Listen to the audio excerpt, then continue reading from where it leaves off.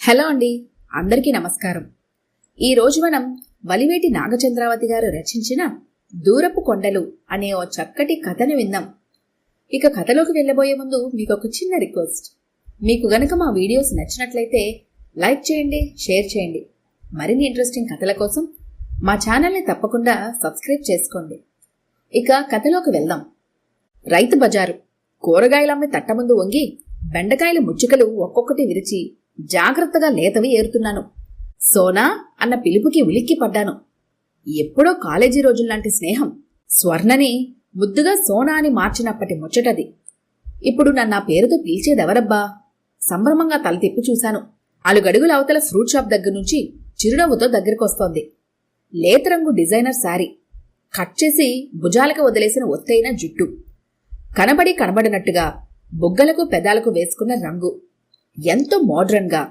అయితే మటుకు 5 ఏళ్లు కలిసిమెలిసి తిరిగిన నేస్తం. కాస్త ఆకారం ఆహార్యం మారినంత మాత్రాన గుర్తుపట్టలేనా? మీరు సంఘమిత్ర గారు కదూ? వంగుతున్నదాన్ని సరిగ్గా నించొని తడబాటుగా అడిగాను. గారా? గోంగూర? నేను మిత్రనే. మీరు గీరు అంటూ దూరం పెంచుకో అంది ఆమె ఆప్యాయంగా నా భుజం మీద చేయవేసి. అప్పటికి సందిగ్ధం పూర్తిగా వదిలింది నాకు. ఆ గారు నీకోసం కాదులే, నువ్వు కట్టుకున్న చీర ఖరీదుకి, నీ అలంకారానికి అన్నాను మందహాసం చేస్తూ. పక్కపక్క నవ్వింది మిత్ర. నీ చమత్కారం తగ్గలేదు సోనా అంటూ. ఇవిగో అమ్మా, మీరెంచుకున్న కాయలు 1/2 కేజీ తూగాయి. తక్కడమించి బెండకాయల్ని నా చేతిలో ఉన్న సంచిలో వేస్తూ అంది కూరలమ్మి. తూచేటప్పుడు చూడనే లేదు. లోపల అనుకున్నాను కాస్త విచారంగా. సరే సంచి నిండిపోయింది. ఇక నీ కూరల బేరం అయిపోయినట్టేగా. పద మా ఇంటికి వెళదాం అంది మిత్ర. నా ప్రమేయమేమీ లేదన్నట్టు నా చేతిలో కూరల సంచి లాక్కున్నట్టుగా తీసేసుకుంది. ఆ డ్రైవర్ తీసుకొస్తాడలే అని మా వెనకాలే పళ్లబుట్టతో వస్తున్న అతనికి అందించేసింది. మార్కెట్ బయటకొచ్చాక కూడా నా చెయ్యి వదిలిపెట్టలేదు మిత్ర. ఇంటి దగ్గర బాబున్నాడు, అత్తయ్య నా కోసం ఎదురు చూస్తూ ఉంటారు అని నేను అభ్యంతరం చెప్పబోయినా వినిపించుకోలేదు. ఎన్నాళ్ళకో కలుసుకున్నాం, నిన్ను వదలాలనిపించడం లేదు. ఒక్క గంటలో పంపించేస్తాను నిన్ను అని బలవంతంగా కారెక్కించింది. మరీ బెట్టు చెయ్యాలి అనిపించలేదు నాకు కూడా. ఎందుకంటే కాలేజీ వదిలేశాక నాలాగా సాదాసీదా మధ్యతరగతి ఆడపిల్లే తను కూడా. ఫైనుతో ఫీజు కట్టేవాళ్లం, ఖరీదు తక్కువ చుడిదార్లు వేసుకునేవాళ్లం, తెలిసిన సిటీ బస్సుల్లో నిలబడి కాలేజీకి వెళ్లేవాళ్లం. అలాంటిది నేనేమో ఎక్కడ వేసిన గొంగలే అక్కడే అన్నట్టుగా ఇప్పటికీ ఈ కింది వరుసలోనే ఉండిపోయానా? తను మాత్రం కారు డ్రైవరు అంత ఎత్తుకు ఎలా వెళ్ళగలిగిందో తెలుసుకోవాలన్న కుతూహలం ఉండదా నాకు మరి? కారు ముందుగా పరిగెడుతుంటే మేం వెనక్కి తిరిగి గతకాలం నాటి జ్ఞాపకాల్లోకి వెళ్లిపోయాం. కాలేజీలో సుభ, నేను, మిత్ర, గౌతమి మేం 4 మంచి స్నేహితులం. పుట్టిన దగ్గర్నుంచి కాలేజీ వదిలే పర్యంతం 5 ఏళ్ల పాటు నిరాటంకంగా కొనసాగిన దోస్తీ మాది. అందుకు మా 4 కామన్ ఐడెంటిటీ మేమంతా మధ్యతరగతి వాళ్ళం కావటమే ముఖ్యమైన కారణం అనుకుంటాను.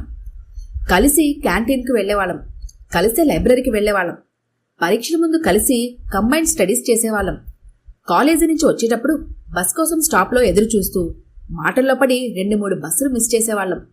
ఎంత మధురమైన రోజులు అవి. చీకు చింత లేవు, అనిచేసే బాధ్యతలు లేవు, కట్టిపడేసే బాదరాబందీలు లేవు. ఆ పైన అందమైన కలలు కనే వయసు కూడా తోడయిందేమో. భవిష్యత్తు మీద గొప్ప ఆశలు, ఆ ఊహలు, కట్టుకున్న గాలి మెడలు, ఒకళ్ళకొకళ్ళం ఏ సంకోచం లేకుండా, హాయిగా సిగ్గుపడకుండా, ఏ దాపరికమూ లేకుండా చెప్పేసుకునేవాళ్ళం. వైట్ కోటు, స్టెథోస్కోపు చూస్తే చాలు మైమర్చిపోయేది గౌతమి. తను ఎలాగైనా MBBS చదవాలి, MSO, ఇంకా ఆ పైనో చదివి ఇంకో డాక్టర్ని పెళ్లాడాలి, సొంతంగా పెద్ద హాస్పిటల్ తెరవాలి.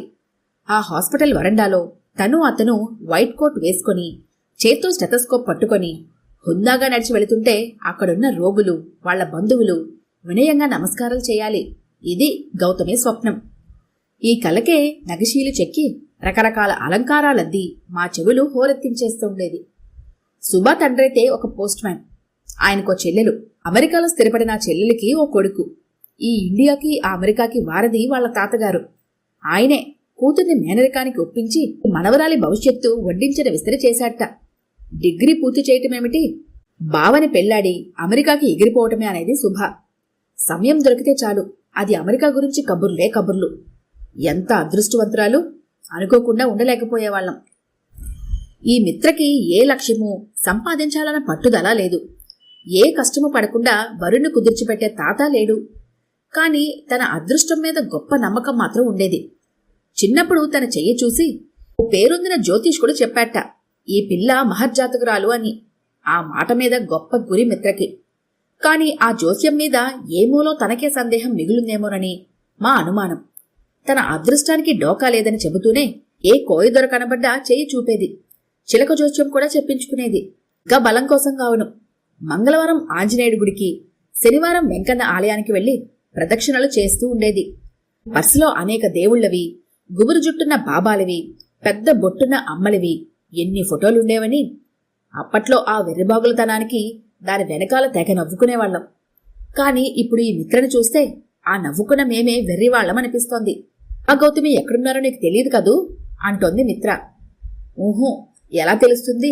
నా డిగ్రీ పూర్తి కావటం, మా నాన్నగారికి ట్రాన్స్ఫర్ రావటం ఒక్కసారే జరిగాయి. దాదాపు ఒరిస్సాకు దగ్గరగా వెళ్లిపోయాం. ఓ 5-6 నెలలు ఫోన్ టచ్లో ఉండేవాళ్లం. ఆ తర్వాత మెల్లమెల్లగా వాళ్ళెవరో నేనెవరో అన్నట్టుగా అయిపోయింది. గౌతమికి ఎంసెట్లో ర్యాంక్ రాలేదు. మాతో పాటు డిగ్రీ చేయక తప్పలేదు తనకి. అంతవరకే నాకు తెలుసును. అయితేనే తన తర్వాత ఓ డాక్టర్నే పెళ్లాడిందిట.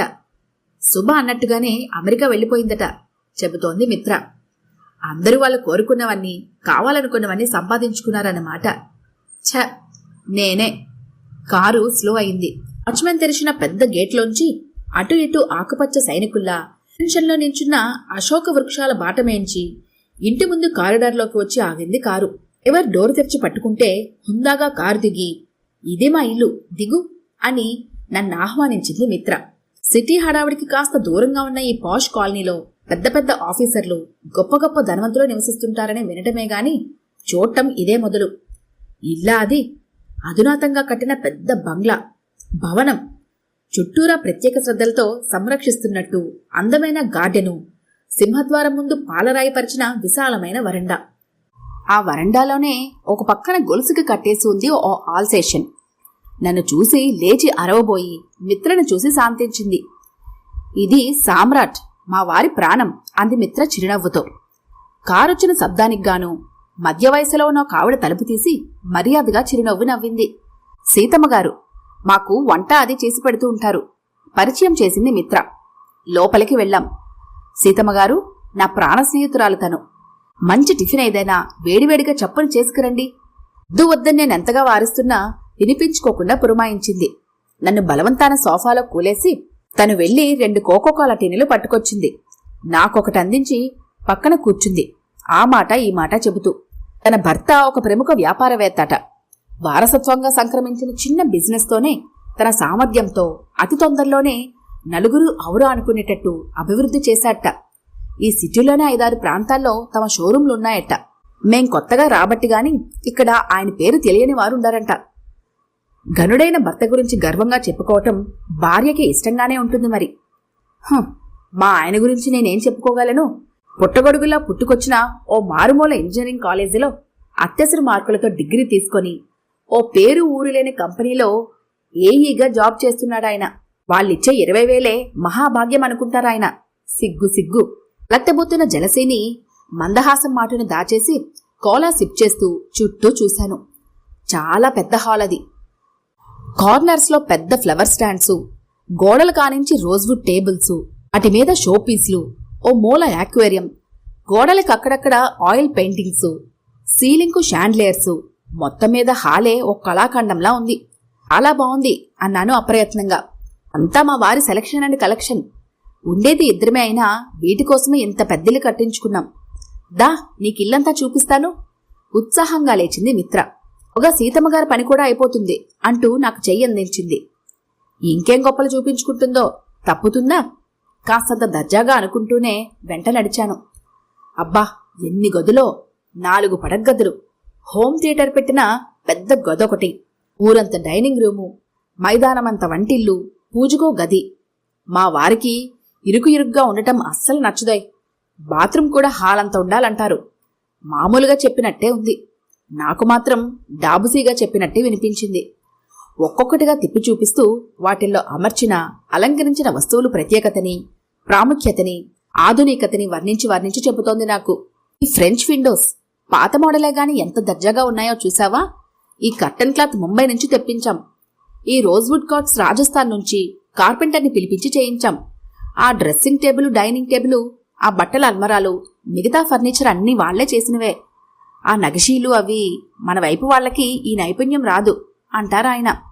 అవే కాదు, తన భర్తగారు ఎన్ని కొన్నా అపురూపంగా ఉండాల్సిందేనట. ఆ మిర్రర్లు, కార్పెట్లు, మంచాల మీద బెడ్షీట్లు, చివరికి డోర్ మ్యాట్లు కూడా నెట్లో వెతికి వెతికి ఇండియావి నచ్చకపోతే నుంచైనా తెప్పించి చేస్తారట, రాజీ పడకుండా. బజార్లోకి కొత్తగా ఆకర్షణగా ఏవి కనబడ్డా ఇంట్లో ఉండాల్సిందే అనుకో. అక్కడ లేని మొగుణ్ణి తలుచుకొని ఆరాధనగా కళ్ళు మెరిపిస్తోంది మిత్ర. నిట్టూర్చాను. ఇవన్నీ చూస్తుంటే అతగాడి టేస్ట్ని మెచ్చుకోకుండా ఉండలేం. చివరికి వంటిల్లు. ఊహు, ఆ మాడ్యులర్ కిచెన్ సెంటర్లో ప్లాట్ఫామ్తో ఎంత గొప్పగా, ఎంత సదుపాయంగా ఉందో. నిజంగా ఇల్లాలకి వరప్రసాదంగా ఉందా కిచెన్. అయినా మిత్రకి వంటగదిలో అడుగుపెట్టే అవసరమేముందిలే. దేనికైనా పెట్టి పుట్టాలి. మా ఆయన ఉన్నాడు, తను వేసుకునే చెప్పులు కూడా సరైన సైజు తెచ్చుకోలేడు. ఇవి మీ కాళ్ళకి నప్పవండి అని నేను చెప్పాలి. కర్మ. తనకున్న వందలాది చీరల్ని, ఫ్యాషన్ జ్యువెలరీని చూపిస్తూ సంపాదించడం కాదు, అనుభవించడం నేర్చుకోమంటారు మా వారు. మురిపెంగా అంటోంది మిత్ర. మాకా బాధ లేదు. ఎందుకంటే అసలు సంపాదించడమే చేత కాదు మాకు. ఏమిటి, 6 ఏళ్లకి 2 పిల్లలా? Too bad. హుషారైన వయసంతా వాళ్ళు పెట్టే చికాకులతో చేతులారా వృధా చేసుకోవటమేగా. మేం చూడు ఎన్ని బ్యూటిఫుల్ ప్రాంతాల్లో ఎంజాయ్ చేసి వచ్చామో అంటోంది మిత్ర పెద్ద ఆల్బమ్ ఒకటి ముందు పడేసి. అవన్నీ చూస్తుంటే, ఆ మాటలు వింటుంటే బతుకులోని మాధుర్యాన్ని పోగొట్టుకున్నట్టు, ఎంత వెతుక్కున్నా ఇక దొరకదన్నట్టు నిస్పృహ, నిరాశ. ఇప్పుడు మిత్ర పొందుతున్నవన్నీ ఓనాడు నేను కావాలనుకున్నవి, అలవోకగా అందుకోగలను అనుకున్నవి. అవును, నాకేం తక్కువ? అందాల భరిణిని, బంగారు బొమ్మని, కాలేజీ బ్యూటీని. చదువులో యావరేజ్ అయితేనేమి, అసలైన నా క్వాలిఫికేషన్ నా అందమే. నాకున్న సౌందర్యానికి ఏ మాజీ జమీందారు ముద్దులు మనవడో, ఏ బిజినెస్ మ్యాగ్నెట్ గారాల పుత్రుడో నన్ను చూసి కలవరించి వెంట తిరిగి నన్ను చేపడతాడని ఎదురుచూసేదాన్ని. అచ్చం అలాగే నౌకర్లు చౌకర్లతో సహాయాలు చేయించుకుంటూ మహారాణిలా కారులో తిరిగాల్సిందాన్ని. నా రాత బావుండక కన్న కలలన్నీ కళ్ళలైపోయి అత్యవసర బతుక్కి బలైపోయాను. ఇంకొకరిని చూసి అసూయపడే స్థితికి దిగజారిపోయాను. ఇంటికెలా వచ్చానో తెలీదు. తలుపు తీసిన అత్తమ్మను చూస్తే చెడ్డ చిరా కనిపించింది. ఇంత ఆలస్యమైందే అని ఆవిడంటుంటే చిర్రెత్తుకొచ్చింది. మీ ఇంట్లో అత్తగారు కూడా ఉంటారా? అబ్బా, ఎలా భరిస్తున్నావే? మేం మా పేరెంట్స్కి డబ్బు పంపించేస్తాం, వాళ్ళకా మాత్రం సహాయం చేస్తే చాలు అంటారాయన అన్న మిత్ర మాటలు గుర్తొచ్చాయి. తప్పటడుగులు వేసుకుంటూ వచ్చి కాళ్ళు చుట్టేశాడు చిన్ను. విసుగ్గా విదిలించేశాను. రాగం తీస్తున్నవాణ్ణి ఎత్తుకుంటూ, ఏమైందే నీకు? ఆశ్చర్యపడ్డారత్తమ్మ. నా శ్రాద్ధమైంది. చిరచరలాడాను. కోపం, నా మీద నాకే కోపం, తిమితం, అతలాకుతలం. అంతా కక్షగట్టి నన్ను మోసం చేశారనిపిస్తోంది. పెళ్ళంటూ నాన్నని ఊదర కొట్టేసిన అమ్మ, ఇంజనీరింగ్ అవగానే ఇంకేముంది, అమెరికా ప్రెసిడెంట్ అన్నట్టుగా సంబరపడిపోయిన నాన్న. నేనసలు తనకి తగినవాణ్ణేనా అనేనా ఆలోచించకుండా తగుదునమ్మా అని తాళి కట్టేసిన ఈ మహానుభావుడు. అంతా నాకు శత్రువులే అనిపిస్తోంది. సాయంత్రం బబ్బులుగాని వాయగొట్టాను, స్కూల్లో బట్టలు మాపుకొచ్చాడని. టీలో అల్లం వేయలేదా అన్నందుకు మా ఆయన మీద విరుచుకుపడ్డాను. ఇష్టం వచ్చినట్టల్లా చేసి పెట్టడానికి వంట మనుషులు లేరిక్కడ అంటూ రంకెలేశాను. స్వర్ణ మనసేం బాలేనట్టుందమ్మా, తనకేం పని చెప్పకు అన్నారు ఆయన. ఒళ్ళు పసి చెడినట్టుంది, పిచ్చిమొహం. ఎప్పుడు చూడు చేసింది చేసినట్టే ఉంటుంది, విశ్రాంతి తీసుకోకుండా అంది అత్తమ్మ సానుభూతి చూపించేస్తూ. పిల్లల్ని సముదాయించారు. నాకది కూడా నచ్చలేదు. ఎందుకు పోట్లాడరు? అప్పుడైతే కసితీరా నేను అరుద్దును కదా అనే అనిపించింది. 4 రోజుల దాకా కల్లోల సముద్రంలానే ఉంది మనసు. ఇంట్లో కూరలైపోయాయమ్మా స్వర్ణ అన్నారు అత్తమ్మ కొంచెం జంకుతున్నట్టు. వల్ల కాదిప్పుడు అని కసురుదామనుకున్నాను గాని ఇక వెడితేనన్నా కాస్త తేరిపుగా ఉంటుందనిపించి సంచి తీసుకుని బయలుదేరాను. ఎంట్రన్స్లోనే ఎదురుపడింది సీతమ్మగారు. బావున్నారా అని పలకరించింది నవ్వుతూ. బావున్నాను. మిత్ర ఏం చేస్తోంది? క్యాజువల్గా అడిగాను. హాయిగా పర్సునే డబ్బు వేసుకుని ఏ షాపింగ్కో వెళ్ళుంటుంది అని మనసులో అనుకుంటూ. ఏం చేస్తుందమ్మా? మూలుగుతూ పడుకుంది. ఆ మాయదారవాడు వచ్చి వెళ్ళాడుగా, అంతా హోనం చేసి అంటోంది సీతమ్మగారు మొహం అదోలా పెట్టి. స్టన్ అయిపోయాను. ఏమంటోందావిడ? వచ్చిపోయే వాళ్ళకి అడ్డంగా లేకుండా కాస్త పక్కగా వెళ్ళాం. మీకు తెలియదమ్మా, అతగాడి వచ్చినప్పుడల్లా ఇంతే. తెగ తాగుతాడు. పిచ్చి కుక్కలా ఇల్లంతా కంగాలి చేస్తాడు. ఉన్న ఆ 4 రోజులు ఆవిడ ఒళ్లంతా చితగ్గొట్టిపోతాడు. రాక్షసుడు అన్నదావిడ మొహం ఏహ్యంగా పెట్టి. హారి భగవంతుడా, నేను వింటున్నది నిజమేనా? 4 రోజులా? మరి మిగతా రోజులో? అలకి మీద తడి ఆరిపోతుండగా అడిగాను. అసలే నాకు కొట్టే మగాళ్ళంటే చాలా భయం. అయ్యో రామా, మీకు తెలీదా? అసలు సంసారం వేరే ఉందిగా. బిడ్డా పాప అక్కడ. తాగి తందనాలాడ్డము, సరదాలు తీర్చుకోవటము ఇక్కడ. ఎలా పడిందో ఈ త్రాష్టుడి వల్లో. పాపం మంచి కుటుంబం నుంచే వచ్చిందనుకుంటాను.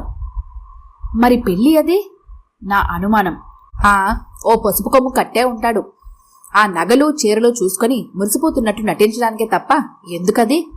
ఓ బిడ్డ కలిగే యోగం లేదు. ఓ చుట్టం పక్కం వచ్చి పలకరించే ఆస్కారం లేదు. కొందరు బతుకులు ఇంతేనమ్మా, మోడుల్లా. అదిగో ఈ కాగితం పూలల్లే. మిగతా మాటలేమీ నాకు వినిపించలేదు. గిరుక్కున వెనక్కి తిరిగాను. బుద్ధిందా నాకు? నాకు దక్కలేదని బాధపడ్డాను ఇంతవరకు. పశ్చాత్తాపంతో ముడుచుకుపోయింది మనసు. నా కోపతాపాల్లో సైతం నన్ను అర్థం చేసుకునే భర్త, ముత్యాల్లాంటి బిడ్డలు, ఆదరించే అత్తగారు. నా ఇల్లెంత స్వర్గం! ఈ మాత్రం తెలియలేదే నాకు. ఖాళీ సంచితో వచ్చిన నన్ను అదేమిటి అని అడుగుతున్న అత్తమ్మను చేతులతో చుట్టేసి భుజం మీద చుబకం ఆంచాను అభిమానంగా. ఉయ్యాల్లో నిద్రపోతున్న చిన్నోని గబుక్కున లేపి అమాంతం పైకెగరేసి పట్టుకున్నాను. బేవరమంటున్నవాణ్ణి నా చేతుల్లోంచి లాక్కొని, పిచ్చిగానే పట్టిందా ఏమే, నా చేష్టలకు విస్తుపోతూ అంటున్నారు మా అత్తగారు కోపంగా. పట్టలేదత్తమ్మా, పట్టింది వదిలింది అన్నాను కన్నీళ్లు ఊగుతుంటే. ఈ కథ గనుక మీకు నచ్చినట్లయితే లైక్ చేయండి, షేర్ చేయండి. మరిన్ని ఇంట్రెస్టింగ్ కథల కోసం మా ఛానల్ని తప్పకుండా సబ్స్క్రైబ్ చేసుకోండి.